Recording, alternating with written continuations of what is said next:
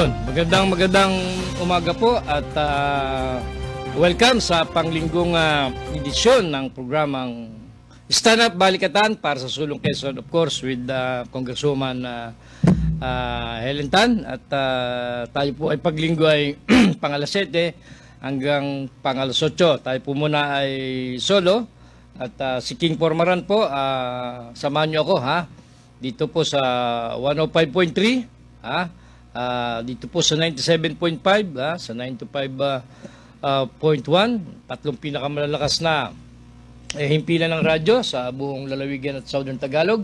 And of course, itong isa sa pinakamalaga, itong broadcast sa Channel 6 na live po tayong napapanood dito sa himpilang ito sa broadcast studio. Ganon din po, siyempre, itong ating mga nakahook pa tayo dyan sa mga radyo sa First and 4th District. Tulad po nung 98.9 Love FM, dyan po sa bahagi ng Lopez. Yung pong 93.1, dyan po sa bahagi naman ng Tagkawayan, yung Supreme Radio. Ganon din po yung 93.3 Radyo Serbisyo, dyan po sa Gumaka. Ito pong 92.7 Spirit FM, dyan po sa bahagi ng Real Infanta Nakar, na nakabase dyan sa Infanta, under Father Francis Lucas. Magandang umaga po dyan sa mga ating mga kababayan dyan sa bahagi ng Real Infanta Nakar na medyo dumanas din ng hindi kagandahang sitwasyon nung panahong pinakahuling bagyo ng Ulysses. Itong lalo na Infanta, kita-kita natin yung mga video clips, video footages na yun mismong poblasyon ay mataas yung tubig. At may mga ilang barangay na medyo mataas din po yung tubig. Kaya naging abala yung LGU dyan. Yung mayor, yung vice mayor, si L.A. Ruanto, ay sila ay magkakatulong naman dyan. Pagdating naman ng ganyang problema, ay set aside ng kung ano-ano. Sa tulong-tulong muna, sama-sama. Yan po yung kagandahan sa ating mga kababayan na pagka may trahedyang ganyan, wala na muna kung ano-ano, basta't sama-sama para tulungan at serbisyuhan yung mga taong nalalagay sa crisis, sa ganyan mga sitwasyon. Magandang umaga po kay Bukal Iris Armando ng Gumaka.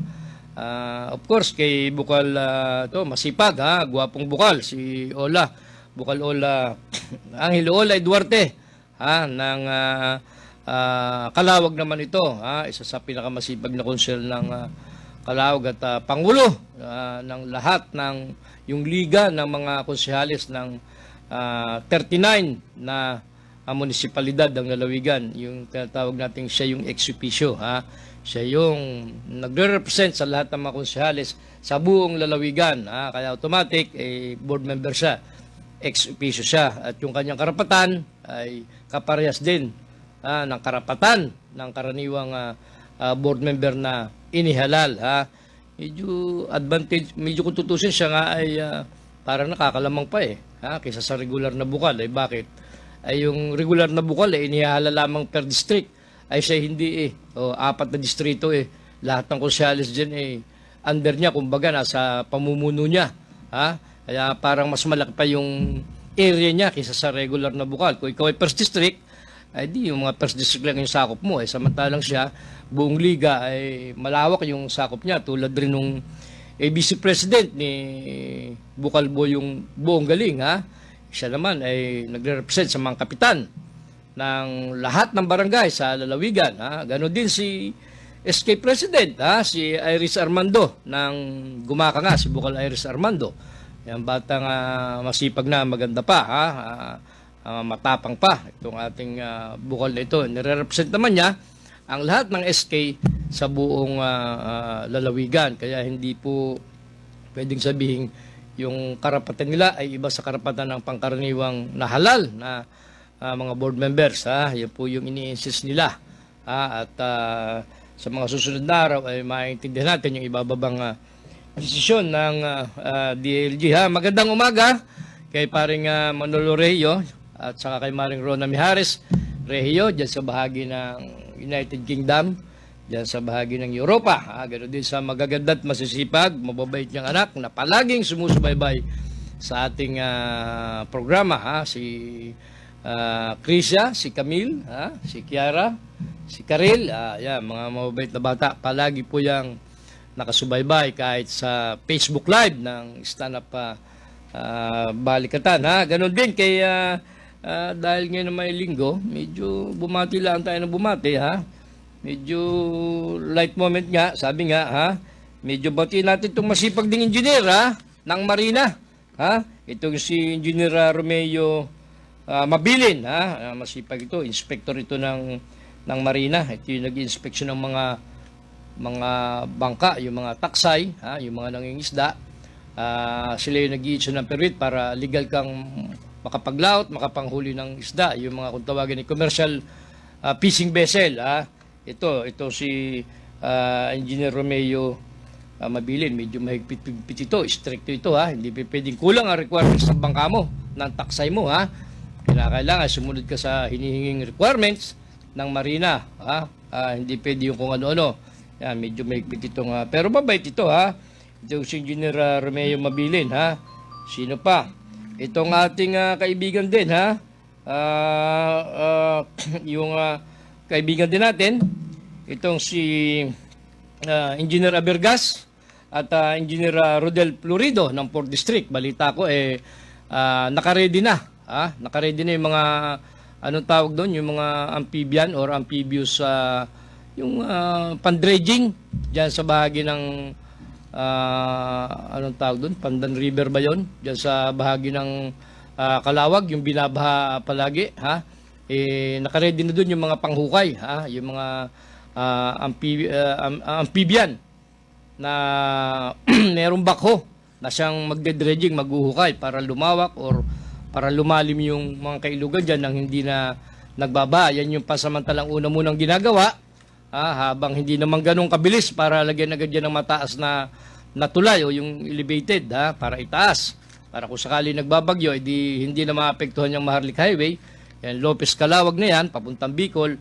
Yan po yung ginagawa ng 4th District Engineering Office. Yung pasisipag nating District Engineer at Assistant District Engineer, si Engineer Abergas at si Engineer Rodel Florido. Siyempre, hindi lang naman sila. Pati yung mga, siyempre, yung mga ibang department head dyan, section head, yung mga nasa planning, kung construction, division, quality control division, kasama po yan. Hindi pa pwedeng yung dalawa lamang ni Engineer Abergas at ni Engineer Florido. Palagi niyang kasama o kabady. Team kasi po yan Team yung Team DPWH 4th District. Yan po ang kasulukuyan nilang ginagawa. Dead dredging na. Para pasamantala, yan muna yung naunang dapat gawin. I-dredge yung kailugan na yon para hindi na nga magbaha. Pero sa mga susunod na panahon, yan ay talagang alam ko ay ayusin na yan. Medyo itataas yan para hindi na nga po magbaha. Sino pa ang ating babatiin? Itong, ano ba ito? Formaran Child Care Development Center. Ay, parang ito'y kaipilido ko Dito pong Formaran Child Care Development Center. Ito yung nagde-develop ng mga toddlers, yung mga batang 3-year-old hanggang 5-year-old na privado, na eskwelahan, na nagtuturo sa mga bata para yung personality ng bata ay ma-develop, yung foundation niya, bago siya pumunta sa proper, yung mag-grade 1, pag dumaan ka rito, medyo advantage ito, lamang-lamang ang bata.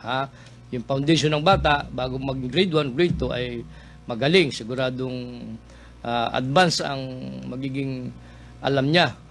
Medyo edge siya, may edge siya kumpara mo sa ibang karaniwang basta mag-grade 1 na lang. Ito hindi. Dahil ito nga ay Formaran Development Child Center, hinahasa rito yung bata sa unang-una, sa tamang pag-ugali, sa magandang gawi, bata pa lang ay iminumulat na.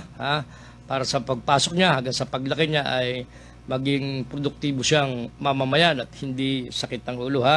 Kaya itong Formaran Child Care na ito ay nadyan sa bahagi ng Barangay Ibabang Dupay, dyan sa RJ Bill. Formaran Child Care Development Center pala. Formaran Child Care Development Center pala ang ang full name nitong eskwelang ito, ha. At magandang umaga kay sa masipag na guro, na kay Miss Lovely, ha. Anong pilyado nito? Si Miss Lovely, si Teacher Lovely Villatoya, at saka si Teacher Dens. Naku, nakalimutan ko yung apelyido nitong isang magandang batang, si Miss Dens, na taga dyan sa bahagi ng Bundok Peninsula, ha. Masisipag itong mga teacher na ito. Anyway, magandang umaga dyan, ha. At sino pa ang ating babatiin? Of course, yung ating naging panayam sa pwede ko sabihin sa pinakabising tao, ha, sa lalawigan ng Quezon, itong ating matagal ng kaibigan, si Tony Parlade or si Jun Parlade. Sa karaniwang kaibigan niya, ang tawag sa kanya ay si Sir Jun or si Jun Parlade. Si Lieutenant General Antonio Jun Parlade. Alam nyo, itong ating Solcom Commander na ito, isa na ito sa pinakabising tao sa ating lalawigan, sapagkat alam nyo naman yung area niya, Solcom Commander, at the same time, spokesman ng National Task Force, yung LCAC. Kaya kita nyo naman, siya yung pinalalabas na nagre-red tag sa mga ilang showbiz personalities, pero totoo hindi naman siya. At ang nagre-red tag daw ay mismong itong mga kalaban ng gobyerno at ilang yung mga progresibong grupo ang pasimuno niyan, hindi siya. Ako ay humanap ng linya para kami magkausap, yung medyo light moments lang, ha, dahil siyempre nung makausap ko siya, sinikop ko kung saan man siya naroon, ay pinuntahan ko siya at medyo natutuwa siya dyan sa bahagi ng Bundok Peninsula. Sabi niya medyo iba yung ambience, ha, medyo maganda. Although siya ay taga Daraga Albay, ha, Bicolano siya, ha, at natutuwa siya dito sa ating lalawigan na napaka-peaceful. Wala nang malaking problema ng insurensya. Unlike nung panahong siya ay na-assign dito, nung mga panahong siya ay battalion commander ng Special Forces, ilang malaking halos buong sakop ng probinsya yung nasasakupan niya. Nung siya ay battalion commander pa rito. Maging nung siya intelligence officer pa rito, panahon ng the late General Delpin Banget, na dito pa siya noon, mga year 2008 yun, 2007, 2008, And then, yan, nag-brigade commander nga dyan sa Mindoro, at malaking pilay doon sa mga kalaban ng gobyerno, sa CPP, NPA, NDF, CPP, NPA.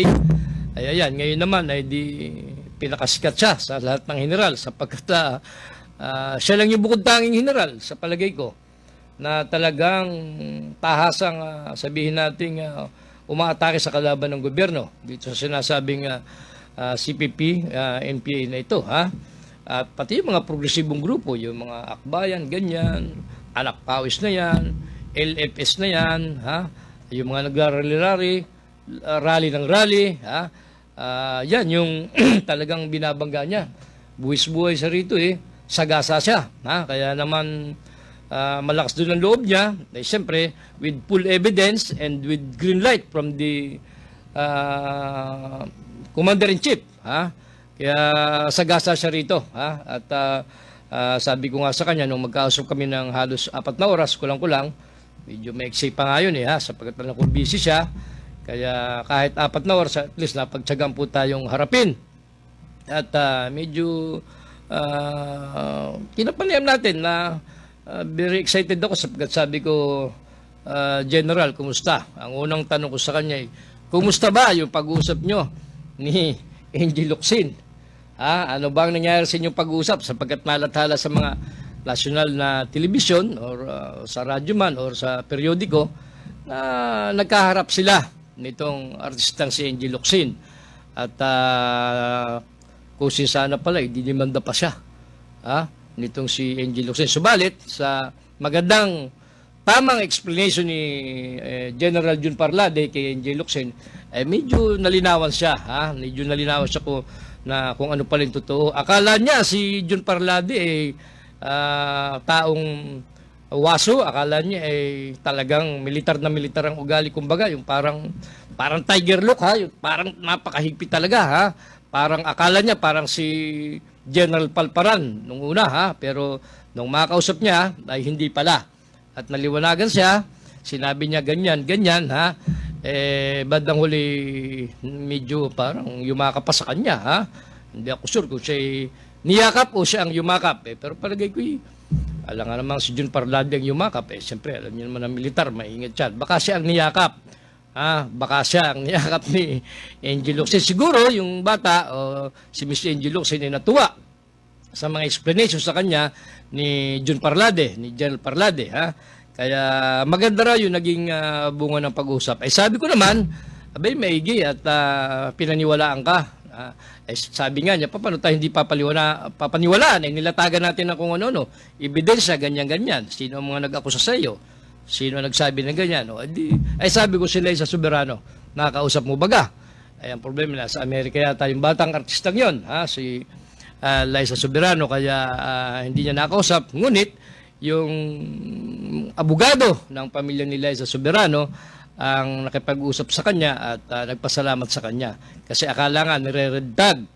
Ibig sabihin, parang sinasabi na konektado sa CPP-NPA. So, hindi naman. So, yun yung mga ilan sa mga bahagi ng aming pinag-usapan ni Jun Parlade, ni General Parlade. Halos, kung di ako nagkakamali, 4 na oras. Medyo naiiksian pa nga ako kasi medyo matagal kami hindi nagkita. Siguro may 2 linggo kulang bago ko makahanap ng linya para sa ay makausap ko sapagkat itong karang mga linggo tapasin ko puro national media ang schedule niya, series of interviews, TV, radio, even yung mga newspapers doon. Dito sa ating level sa probinsya wala akong napansin o nakita na nagpa-interview pa siya.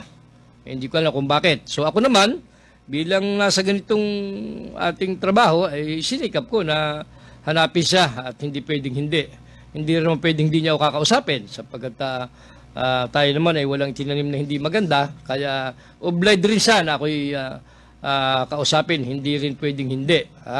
Kaya kahit maiksing oras na 4 na oras lang, ay okay na sa akin po yung ganong hindi na lang natin may-ere or may-play yung video sapagkat okay na yon, masyado nang overexpose siya. Kaya hindi ko na ipini-play yung mga footages ng ating interview kay Lieutenant General Antonio Jun Parlade. Of course, hindi lang siya ang in-interview ko, hindi pwedeng siya lang. Palagi yung team, alam niyo naman yung Team Solcom. Pag sinabi mong Team Solcom, hindi pwedeng isa lang, natural.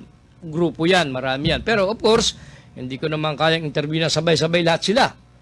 Even yung mga staff niya, yung kanyang mga iba pang hepe. So, sinikap natin na kahit isama niya, yung kanyang Deputy Solcom Commander, si kapangalan niya, si Antonio Lastimado, Brigadier General Antonio Lastimado. Good morning sa inyo, bossing. Kasama rin siya sa ating nakapanayam ng halos ganun din, sabay din, halos 4 na oras. Diyan sa isang bahagi dyan sa Bundok Peninsula sapagkat sila natutuwa niya. Sabi niya, malaki na yung pinagbago ng Bundok Peninsula. Peninsula. Bakit ba Peninsula ang naimik ko, Peninsula, Bundok Peninsula. Medyo malaki na yung pinagbago at hindi ka na mangangamba kung ikaw ay wala na yung parang ano dyan, yung ang bansag rebel infested area, wala na sapagkat noon pa, hindi lang sa panahon ngayon ni Jun Parlade, ay nabuwag na yung ilang guerrilla front na naan dyan, 3 guerrilla front or 4 nung mga dekada 80, 90 hanggang year 2000, meron yung 3 hanggang 4 na guerrilla front. Ngayon wala na po kahit isang guerrilla front. Ang sinasabi na nag-i-stay pa dyan sa Bundok Peninsula. 11 bahay niya yan. Sapagkat malaki na yung pinagbago ng panahon, marami nang sumuko, marami na rin ang namatay, at marami na rin yung lumipat, kumbaga. Tawid-tawid po yan Kaya hindi na ganun kadelikado para sa ating mga tauhan ng gobyerno. Bagamat, nung before pa si Jun Parlade, merong ilang pangyari pa na pasingit-singit, nakakasingit itong CPP-NPA, nakakasingit-singit, pero hanggang pa gano'n-gano'n lang. Kung sa daga ay pasuling-suling na lang, pasilip-silip na lang at hindi na makapurma sapagkat nakita nilang may paglalagyan sila. Na dalawang bagay lang naman yan. It's either sumuko ka or isalo mo ang armas mo or manlabang ka. O edi alam mo kung saan ka pupunta. Alam mo kung saan ang pupuntahan mo. Dalawang bagay nga, sumuko ka o 6 feet or 4 feet na below the ground ka pagka nagpilit kang lumaban. Hindi naman magpapatalo ang ating AFP. Hindi sa totoo lang. Hindi magpapatalo yan sa CPP. Sapagkat pag tinalo mo ang AFP, wala nang gobyerno. Wala na tayong Government of the Republic of the Philippines. Wala na. Ang mangyayari, CPP na, yung NDF na, yung National Democratic Front na, yung gobyerno nila. Yan ang mamumuno. Kaya hindi pa pwedeng mangyari yun. Kinakailangan, bago mangyari, patayin mo muna lahat na sundalo. Hindi pa pwede yun. So, kaya nga po, itong sa panahon ito ni General Parlade, nag-iba. Nag-iba talagang ine-expose niya ang tunay na kalalagayan, ang layunin ng CPP-NPA. Yan po yung mga sinabi niya na hindi naman nagawa ng ilang mga iba pang general. Sa dami-dami ng naging general, walang masyadong kasing tapang niya ni Jun Parlade. May matatapang of course, pero yung kagaya ni Jun Parlade na sagasa, yung karir niya nakataya, isipin nyo, pati naman senador o congressman, tinitreaten siya. Paano yan? Dadaan ka sa commission on appointment. Paano ka? May mga ganyan threat sa kanya. Sa kanya, baliwala yun. Kung hindi ako, halimbawa, ma-confirm. Kaya lang, confirm na yung third star niya 3 star na siya confirm na yan. Wala na, hindi na yung dadaan sa commission on appointment. Yan kasing commission on appointment, compuso ng senador at mga congressmen. So pag hindi ka dyan na-confirm, yung iyong ranggo rito ay temporary yun. Kinakailangan maging permanente ka para lalong mas ma-promote ka pa. So nakalusot na siya dyan. So yun po yung mga ilan sa aming mga pinag-usapan at sabi ko nga sa kanya, medyo peaceful na nga. Malaki na ang pinagbago. Matahimik na ang aming lalawigan. Kung meron mang kalaban pa rito ng gobyerno, pabalik-balik lang yan. Kumbaga, yung natawid lang mula dyan sa Mindoro, mula dyan sa Bicol, yung Southern Tagalog Regional Party Committee na sinasabi, yan yon. May mga pangilan-ngilan daw na napatawid-tawid, nagre-resort doon sa, alam nyo na, yung sinasabi ng AFP na extortion activities ng CPP ay namimilit pa rin sila para, alam nyo na, may padala doon sa Joma, kay Joma sa Netherlands, may padala para naman si Joma ay di masarap ang buhay, para masarap ang tulog, masarap ang kain, magandang damit, maayos sa sakyan. Yun ang kaya kinakailangan mangutong, mangikil sa mga may negosyo sa Pilipinas. Ayon po yan sa AFP, hindi ayon sa akin. Ayon po yan sa AFP. Tayo naman ay bukas ang palatuntunan. Kung merong ilang membro ng CPP na gusto magpaliwanag, welcome po sa palatuntunan ito. Kaya lang ay magbigay daan po tayo sa ilang pa mga patalastas. Magbigay daan tayo.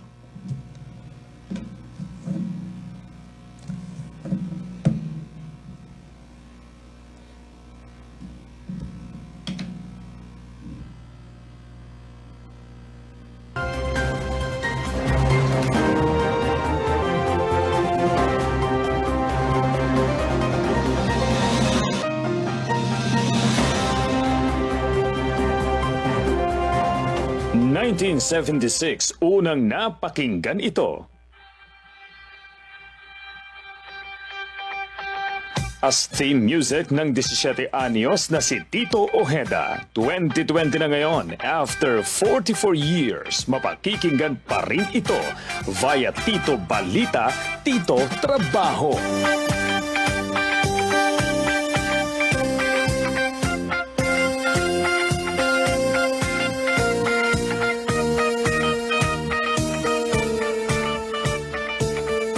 We're back. Narito nang muli ang sarap ng Dagat Kusina Gubat Restaurant. Balikan ang masasarap na seafood potahe sa maaliwalas na kapaligiran. Sinigang na tuna, sweet and sour lapu-lapu, inihaw na blue marlin, pusit, inihaw o adobo sa gata, sugpo o buttered crab, calamares at seafood kare-kare. Katakam. All-time favorites tulad ng bulalo, crispy pata at bistek Tagalog. Yum. Sarap na di makalimutan. Sa Dagat Kusina Gubat Restaurant, may mas maraming mapamimilian para sa iba't ibang panlasa ng buong pamilya. May pasta, pansit, combo meals at cakes and cookies ng Tenten Baked Goodies. At mag-uwi ng masasarap at kakaibang pasalubong products mula sa Dagat Kusina Gubat Restaurant. Tara na! Muling bisitahin ang Dagat Kusina Gubat Restaurant sa Barangay Masinsur, Candelaria, Quezon, along Candelaria Bypass Road. Call or text 0921-764-1220 for inquiries and reservations. Dagat Kusina Gubat Restaurant. Masarap na pagkain sa maaliwalas na kapaligiran. Ang Dagat Kusina Gubat Restaurant ay sumusunod sa lahat ng safety and health protocols na ipinatutupad sa ilalim ng Interagency Task Force Guidelines upang matiyak ang kaligtasan ng lahat ng customers at staff. Domingo Veterinary Clinic and Grooming Center, Pearl Street, West Employees Village, Lucena City.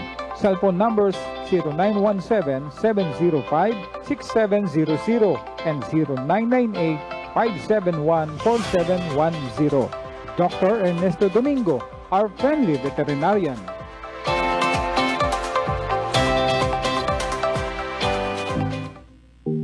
Isuzu Pagbilao and its valued customers together are extending hands and reaching out to our indigent kababayans in Pagbilao. Let us put back smiles in the face of those who are in need while we survive this pandemic. Beneficiaries will be identified by Pagbilao LGU.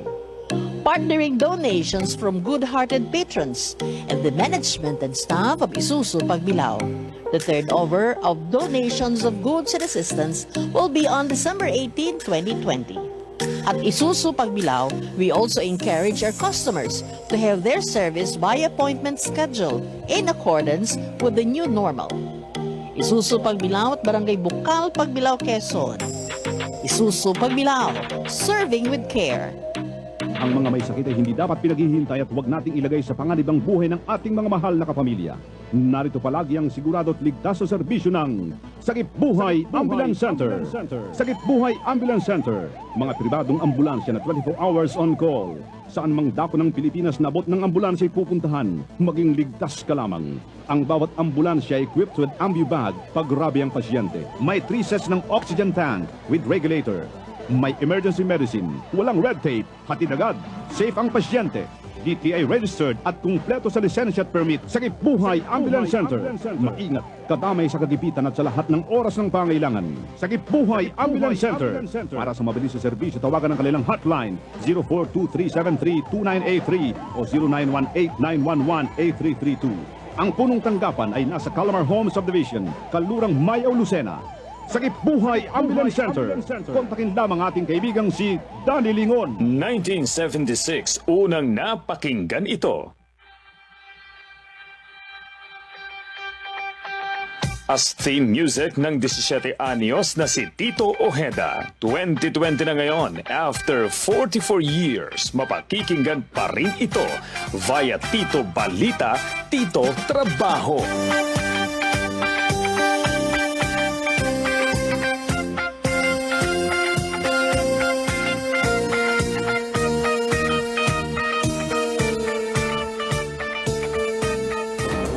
Mula sa Media Capital ng Calabarzon, live and in colors, this is DCG Radio TV Network, broadcasting from the top of 1022 DCG Tower 1.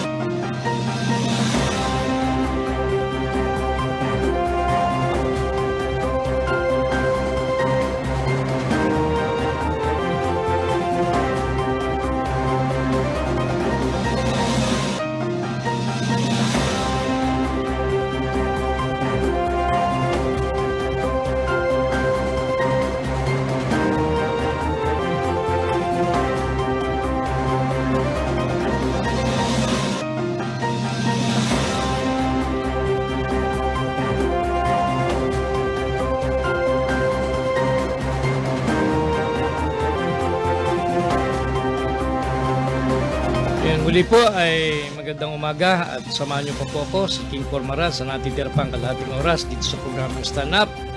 Balikatan para sa Sulong Quezon. May nag-text dito. Batiin ko daw si Governor Danny Suarez at si Congressman JJ Suarez. Ay talagang tayo po ay medyo kinakanti ha. Wala naman masama. Ayaw ko na nga magbanggit sapagkat sabi ko light moment lang tayo sapagkat pag binanggit natin yung mga yan ay pag minsan ay tayo ay napapalaut ng kaunti na parang nag-iitsurang ating binabanatan ay hindi po Anyway, good morning the good Governor Danny Suarez and of course the very good Congressman JJ Suarez. Kita ninyo libre pa kayo ng pagbati sa programang ito Kaya lang sumagi na naman sa alaala ko ano raw ang activity ni Gob. Actually, ang activity po ni Gob, ako na magsasabi sapagkat dahil ngayon Sunday, palagay ko wala nagpo-programa even sa telebisyong iba, sa PIO, kahit sa city wala po nagpo-programa, parang Lone Ranger ako Ako lamang yung naiwan. Linggo ngayon, wala tayong pahinga. Ako po mag-update kung anong activity ni Governor. Si Governor still ay itong mga nakaraang araw ay abalang-abala sa pamimigay ng tulong o ayuda sa ating mga kababayan sa lalawigan ng Quezon. Kagaya niya, dumating si Bebot Bello. Itong si Bebot Bello, sekretary ng DOLE. Dumating at sa kanyang pagdating siya may dalang tulong at sa bayang pamimigay ng tulong dyan sa bahagi ng Bundok Peninsula, dyan sa bahagi ng 2nd District, 4th District ay pinamigay yung pondo yata ng tupad. Kung anong tupad yun, yun yung assistance para sa mga displaced workers. Ay pinamigay. Hindi naman yung pera ni Bebot Bello, hindi rin yung pera ni Gob, pera yan ng nasyonal. So ipinagkaloob. Okay na, kailangan pala laging dumating dito sa Bebot Bello para ipamigay ang mga kapirahang yan para doon sa mga walang trabaho. Okay yan, wala diyang masama. Yan po yung mga naging kaganapan, naging nangyari sa mga nakaraang araw. Yung mga dumating dyan. Dyan dumating din yung sikat na Konsyal Arquilde ng Lopez na sabi nung nag-text, di umano ay sinungaling, takot na. Awan kung bakit gano'n ang comment ng ilan nating mga kababayan. At ito si Konsyal Yulde, di umano nalasing yata doon sa kainom ng mga konsyal na taga Lopez. Parang naglabas ng sama ng loob paring Rande.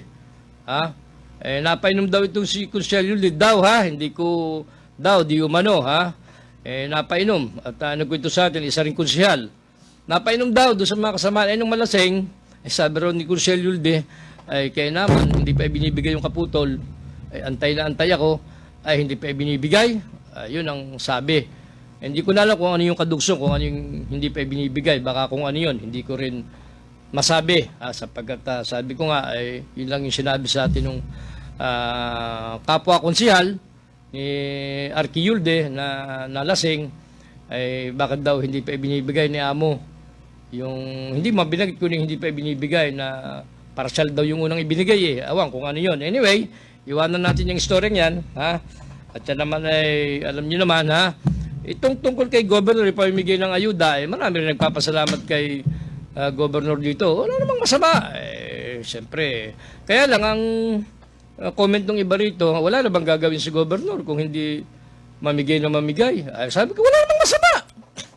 Kung si Governor mamigay, walang masama. Hindi po Dapat po, iutos na lang niya yan dahil wala na siyang nagagawa, puro nakapokus sa dyan. Dapat po i-delegate na lang niya sa DSWD kay Sonia Layson. Pare, yata wala daw tiwala yata kay Sonia Layson dahil dapat ang namimigay niyan pag hindi si Sonia Layson ay yung si Mel Abinilla na PDRMO. Bakit naman daw kinakailangan ipamigay pa ni Gob at kumisan may mga kasama pang hindi naman bukal na gustong magbukal. May mga ganyan pa. Kung tutusin, hindi naman talaga trabaho ng mga bukal na mamigay niya. Kung tutusin, hindi naman mandato nila yan. Pero okay lang naman kung mamigay din dahil hindi naman pinagbabawal ng batas yan. Kaya lang, sa parte daw ni Gob, may mga napapabayaan na. Ano rin po yung napapabayaan ni Gob? Unang-una, Ano yung napalathala doon sa isang national na pahayagan, People's Journal ba yun o People's Tonight? Napalathala ng isang araw, ito kanyang chief security, yung security ng probinsya, ascertain na, teka ha, basahin natin na kaunti at baka sabihin naman hindi natin binasa ha, chief security ng gobernador, kinasuhan. Aba, kinasuhan ha, sino ito? Basahin natin na kaunti.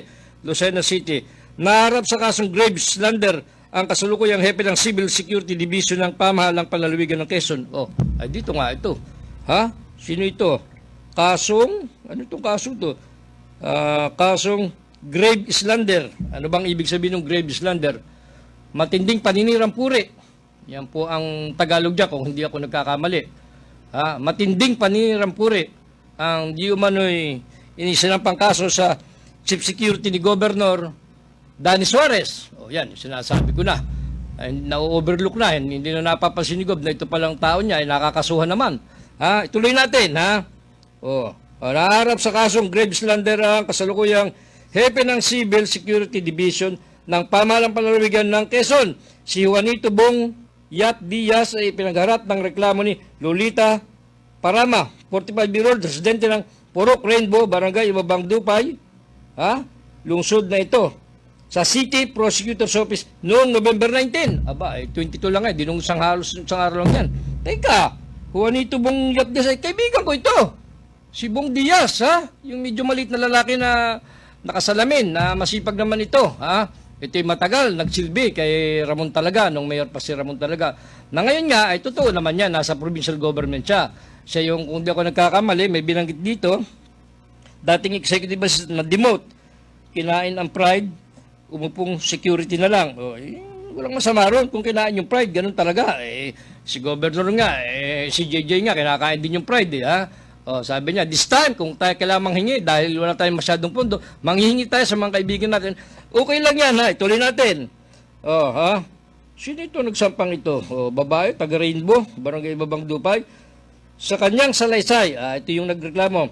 Sinabi ni Parama, Parama pala Ipilyedo, na naganap ang matinding paninirang puri sa kanya ni Diaz noong nakalipas na October 3 taong kasalukuyang sa loob ng Quezon Convention Center. Sinabi ni Parama na siya ay membro at sumusweldo sa puli. Ano ba yung puli? Hindi ba yun yung Hermano Puli? Hindi po. Ito yung Provincial Union of Leaders Against Illegality. Puli. Sige, tuloy natin. Ako po ay membro ng puli, isang asosasyon na itinatag ni dating Governor David J. Suarez sa lalawigan ng Quezon. Light moment lang po tayo, Ang aming pong mga gawain ay tuwing eleksyon, wika ni Parama sa kanyang salaysay. Doon sa salaysay niya, sa nag-apidabit siya, ay sinasabi niya member siya ng puli. At yung puli ay samahan, yung Provincial Union of Leaders Against Illegality na binuo daw ni J.J. Suarez noon. Sabi po rito, ngayon, sinabi ito na noong October 25, silang mga kasapi ng puli ay ipinatawag ni Jojo Adan na siyang coordinator ng samahan sa kanilang barangay at inatasan na magtungo sa Quezon Convention Center dahil may patawag umano ang dating gobernador at ngayon ay Congressman J.J. Suarez. Pero nung alas 7 ng umaga, ng araw na yon, sinabihan po ako ni Jojo Adan na huwag na akong tumuloy sa Convention Center dahil wala na daw tiwala sa akin si Bong Diaz. Si Bong Diaz at tinagal na ako sa puli. Pero nagtuloy din po ako at pagdating namin ng aking mga kasama sa Convention Center ay nilapitan ko si Bong Diaz at tinanong ko siya kung totoong sinasabi ni Jojo Adan. Hawak ang mikropono. Sinagot po niya ako ng oo, totoo dahil makapal ang mukha ninyong mag-asawa. Mga balasubas kayo, walang hiya at tinatago ninyo ang relief ng mga Suarez at hindi ninyo ipinamimigay. Ibig sabihin, sinabihan ni Bong Diaz sa mikropono, nakamike si Bong Diaz, yung tao, yung si Parama na yun, na makapal ang mukha nyo, walang hiya kayo. Hindi nyo pinamimigay ang relief good ni Governor, ni Suarez, yun daw. Kaya pala nagsampa ng demanda itong babae. Sinabi na ginang na siya ay napahiya sa kahihiyan dahil sa sinabi ni Diaz na napakinggan ng halos 100 niyang kabarangay at kapitbahay. ang salaysay ng ginang ay pinatutuhanan ng mga testigo ninyong sina Matilde Tula, Rosalinda Dagli at Pierre Angeli Pabon. Si Diaz ay dating executive assistant ni Suarez, subalit na demote bilang security officer nang umupo si Gob Danilo Suarez. Bukod sa pagiging security officer ni Diaz, nakikialam din umano ito sa ilang usaping pampolitika at aktibidad ng mga taga-media na kapanalig ng mga Suarez. Si Diaz ay dinadaing din ng maraming kawani ng pamahalang panlalawigan dahil sa umano'y hindi maayos na pag-uugali nito. Aba, hindi naman. Sa bagay, ito yung version nung nagre-reklamo, wala akong magawa. Pero sa pagkakalala ko kay Bong Diaz, maayos naman yan. Nakikita nga kami sa SM, batian pa kami, kwentuhan pa pagminsan. Pero meron palang ganitong reklamo kay paring Bong Diaz, kay Juanito Bong Diaz. Magaling ang ulin to. Berde ang utak nito, Kaya lang, ba't sinampahan ka naman ng grabing ganito, Ano ba itong sinampang ito, grabe ito, matinding paninirang puri ang sinasabi rito, kay Juanito Bong Diaz. Ito yung sinasabi natin na parang napapabayaan ni Governor yung mga trabaho niya. Kasi ito mo, yung tao niya, chief security niya at security ng buong properties vicinity ng Kapitolyo ay naharap naman sa ganitong kaso. Bakit naman inireklamo ito kung hindi ito totoo? Kasi may sinumpang salaysay laban kay Bong Diaz. Itong babaeng taga-Ibabang Dupay, Lolita Parama, 45-year-old, residente ng Purok Rainbow, barangay Ibabang Dupay. Ibig sabihin, pinagalitan siya ni Bong Diaz doon sa convention center. Nahawak ang mikropono na maraming nakarinig. Dahil lamang sa daw ay pinamimigay daw, tinatago daw niya yung relief ni Suarez. Yun yung sinasabi. Ay parang kung ito'y totoo, ay medyo hindi yata ito tama, Bong Diaz, kung gano'n ang ginawa mo. Sana kinausap mo na lang sa Santabi at sinabi mo na tinanggal na kita kasi ikaw ay gayong-gayon. Hindi yung sa mikro mo pa naman talaga sasabihin. Hindi naman yung tama. Kahit sa aspeto ko tingnan, medyo sala ka doon, paring Bong Diaz, kung totoong ginawa mo ngayon, hindi ko naman nakita Nagbase tayo sa blatter, sa sinumpang salaysay, sa affidavit, nitong nagrereklamo laban sa iyo, Bong Diaz, O dapat ito, kung ito'y totoo, kausapin dapat ito ni Danny Suarez. At alamin itong nangyari ito. Napalathala po sa national na pahayagan itong si Juanito Bong Diaz, Ay ano ba yung puli? Sumusuldo raw yung babae sa puli, tinanggal siya. Yung puli, Provincial Union of Leaders Against Illegality. Ito daw itinatag ni JJ noong governor pa siya. Ako po ay member ng puli, isang asosasyon na itinatag ni dating Gobernador David J. Suarez sa lalawigan ng Quezon. Ang amin pong mga gaway na tuwing eleksyon. Wika ni, teka, tuwing eleksyon. Wala pa naman eleksyon bakit, ano ba ito? Sinusulduhan pala itong mga taong ito na kaanib ng puli. Walang masama. Sige, granting. Na sinusulduhan ito. Kaya na kung walang ginagawa, paano yung pera ng gobyerno? Nagpapasuldo ka sa taong wala namang ginagawa. Nang gawain lang ay pag-eleksyon. Wala namang eleksyon ngayon 2022 pa. Pinatawag daw doon sa konbensyon. Siguro susulduhan na.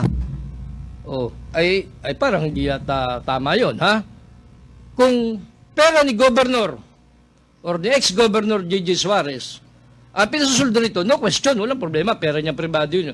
Pero kung pera ng gobyerno, pinasusuldo mo sa taong wala namang malinaw na mandato sa panahon ito, at may gawain lang sa panahon ng eleksyon, ay parang hindi tama, sapagkat ano yung sama na yun? Puli, Provincial Union of Leaders Against Illegality. So, sa bagay, okay yun. Kaya lang, anong gagawin nila sa panahon ngayon, Anong, may report ba ito? Alam ba ito ng COA? Kung aling pera bang ginamit dito, hindi natin sigurado, binibigyan natin ng ito, baka naman mamay, pribadong pera. Walang question dyan kung pribadong pera. Pero, one time na sabi sa akin ng ilang board members na meron daw ipinapapasa si Governor Danny Suarez na mga kapirahan na kalakip ito, pero hindi nakapangalan yung puli. Nilalagay lang halimbawa, hinihiling ni Governor daw, di umano, na ipasa itong budget na ito. Halimbawa ay 30 million, halimbawa, para sa peace and order. Peace and order. Ito, kaugnay ito, itong puli na ito, Provincial Union of Leaders Against Illegality, ay related dito sa peace and order. Doon daw ito nakapaloob, itong puli, doon sa mga peace and order. Hindi daw nakalagay doon sa pinapahiling ni Gob na para sa puli yan, pera niyan. Hindi. Sa peace and order daw. Di umano, ay sa bukal na ating ini-interview. At milyon ang pondo rito, di umano, ha? Pang soldo. Ibig sabihin, itong mga taong ito, kung wala mang ginagawa, or maaaring meron, monitoring, pinasusoldo. Pero sabi rito, pag eleksyon lang ha? Tingnan natin. Sinabi ni Parama na siya ay membro at sumusuldo sa puli, Provincial Union of Leaders Against Illegality, bago naganap ang insidente. Ito. Ako po ay membro ng puli, isang asosasyon na itinatag ni dating Governor David J. Suarez sa lalawigan ng Quezon. Ang amin pong mga gawain ay tuwing eleksyon. Totoo ba ito? Ibig sabihin, ang gawain lang nito mga taong pinasusuldo ng tuloy-tuloy, kung totoo man ito, ay tuwing eleksyon lang. Sabi po rito nung nagreklamong si Miss Parama, na taga dyan sa Ibabang Dupay, ang amin pong mga gawain ay tuwing eleksyon. Wika ni Parama sa kanyang salaysay. May salaysay pala, may black and white, may papel nga. Kung yan may kabulanan, ay mabigat yan, Pero kung ito'y totoo, pag eleksyon lang, ay bakit sinusulduhan? Di po ba? Anyway, kung yun ang sinasabi rito, ay parang hindi tama yan, Delikado ito. Baka may mag-complain na naman ito. At ano naman kaperahan ito. Kasi ito daw si Gob, miskin ito mga huling nakaraang buwan, puro pa-approve ng pa-approve. Ito nakaraang mga linggo, buwan, maraming kahilingan sa Sangguniang Panlalawigan na pinapapurbahan. Ngayon, nagdadaan sa butas ng karayom si Governor sapagkat majority ng board members hindi nga niya kakampi. Hindi na sumasangayon sa kagustuhan ni Gob sapagkat puro kaperahan ang pinapapruban na hindi naman nila maintindihan kung saan gagamitin. Wala nga transparency, wala ring accountability, sabi ng mga kausap nating board members. Hindi malinaw, palaging pag nagpa-approve sila lang ang nakakaalam, yung local finance committee, at saka si Gob, yun yung parang sinasabi. Kaya ngayon, ay matindi ang problema ni Governor Danny Suarez sapagkat, isipin mo, ang Sangguniang Panlalawigan ay hindi magkasundo dahil may problema. Yung mga pinapapasang batas o request ni Governor, lalo na sa kapirahan, para sa COVID halimbawa, o ano pa man sa infra, ay hindi maaprubahan, tengga siya. At pagka natengga yan ganyan na ganyan yung sitwasyon, until December na hindi yan nagkakaayos, yung problema dyan, ay reenacted budget ang mangyayari dyan by January, by 2021, reenacted budget. At pag nag-reenacted budget, paano yung mga COVID-related cases na pupunduhan para sa COVID nga? Paano? Malaking suliran itong kinakaharap ni Governor. Hindi po ito biro. Malaking problema. Ngayon, balita ko, ano raw sabi ni DLG Secretary Ed Anyo? Ay, parang ano sabi? May problema palang ganyan. Let me know kung ano man yan. Ang problema ay dinaro na sa central office ng Law Department ng DLG ang problema yan ng Sanggunian. Yun ang solve ng problema kung sinong kikilalaning, majority or minority. So, naroon na yan, yung problemang yan. Ay kaya lang, di naiipit dito si Governor. Sabi nga ng isang board member, nag-boomerang yung di umano'y naging plano nila, bumalik sa kanila. Sila ang nagigipit ngayon. Sapagkat majority ng board member kagaya yung last Friday, hindi nakapag-session sapagkat ayaw ng majority. Kasi ang gusto yata ng minority ay virtual, Zoom. Ayaw naman ng majority. Sapagkat sabi pag Zoom ay hindi tama. Saka nakakita ng nag-approve ng milyon-milyon sa Zoom, pwedeng mawala yung mga record. Samantala kung physical, malinaw, magkakaintindihan. Yan po ang paliwanag ng ating mga board members. Kaya anyway, ay mamroblema. Kaya ito sinasabi ko, Gob, walang masama kung mamigay ka. Magdala ka ng ayuda, hindi ako tumututol dyan. Ayos yan, may pondo para dyan. Kung may pinanghingan na sa Maynila, ay walang masama. Kung manghingi ka, talagang ganyan ang ama, nagsasakripisyo. Walang masama. Kaya lang ang masama, ang hindi magandang epekto, may napapabayaan kang gawain.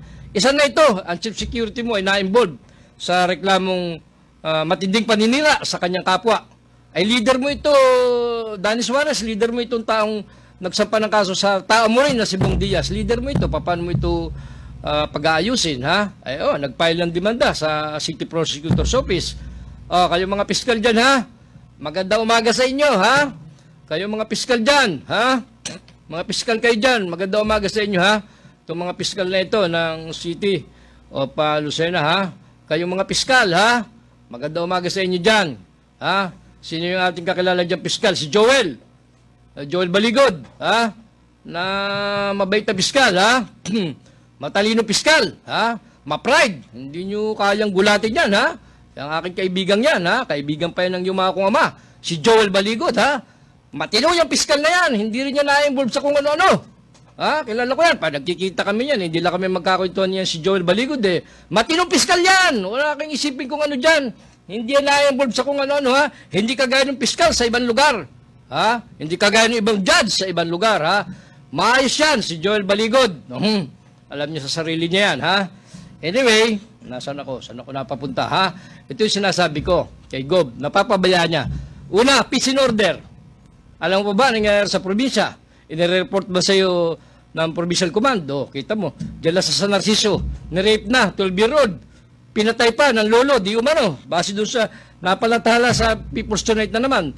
Ang date ay ngayon, may nangyari pala dyan sa San Narciso, at 12-year-old, grade 7, ay suspect kay lolo sa panggagahasa at sa pagpatay dyan sa bayan ng masipag na mayor, si Pobel. Ha? Iniulat ni Hepe, Major Lope Liwanag, ha? Na sa kanilang bayan ay may isang 12-year-old, grade 7, na lumabas ng bahay para maghanap ng signal, tetik sa guro. Ay hindi na nakabalik. Nang makita ng lolo niya, ay patay na, may stab wounds, may saksak, at hubad. Subalit magaling si Lope Liwanag, magaling ang mga investigador, nakitaan nila yung lolo, ng parang may mga kamot sa katawan, sa likod, may fresh blood stain sa jogging pants. So, ikaw ang nakakita sa apo mo, napatay, di siya yung suspect. Bakit ka may blood stain? At saka bakit ng paliwanag mo hindi ka magkaintindihan? Ang mga pulis po kasi pang nag-iimbestiga, alam nila ang harap nila ako nagsasabi ng totoo. Hindi. Bago pa man ang mga piskal, bago pa yung investigador ng mga piskal. Ha? So, nagduda sila. At inconsistent siguro ang paliwanag. At bakit may dugo yung jogging pants ng lolo? 66-year-old yata yung lolo. Ha? Tapos may mga scratch siya. Ibig sabihin, nanlaban yung apo kung siya nga ang nang-rape doon. Di antibano, i-detain ng pulis. At meron pang witness na parang nagsasabi, nung mga nakarang araw, ay nakikita nila yung apo ay chinatsasingan ng lolo. May mga ganong, may nag-apidabit na ganon. Yan sinasabi ko, Gob. May tumataas din yung krimen natin. Yung drugs natin, araw-araw din, or pangalwahan, nakakapanghuli ang Provincial Command, ang city, sila Bungal Base, nakakahuli ng drugs. Bakit naman, Governor, wala kang kaimik-imik tungkol sa drugs ngayon? Nung before election, ang ingay nyo sa drugs. Bakit ngayon wala kang kaimik-imik tungkol sa drugs? Wala kang report kung ano nangyari sa kaso ng mga drugs na nahuli dito. Ubus na po ang aking oras. Sayang, kinapos tayo ng oras. Maganda sana itong pagtalakayan pa, itong pananahimik ni Gob tungkol sa peace and order. Yung COVID niya, wala rin siyang ginagawa. Wala pang ginagawa si Gob. Baka naman meron. Tulad ni Inday Sara, nag-under GCQ ang Davao sapagkat nasa high risk din, tumataas din ang COVID cases ng Davao City. So maintindihan natin niya kung anong gagawing move ni Governor sa mga susunod na araw. Kasi nga, puro pamimigay ang pinagkakabalahan niya. Okay lang yan, pero dapat may naiiwan kang trabaho rito, ay pakayos mo ito, Governor. Muli po ay alas 8 na ng umaga si King Formaran, pasamantala nagpapaalam. Lunes po, bukas, alas 6 hanggang alas 7 tayo ng umaga, babalik po kami. Magandang umaga, maraming salamat po.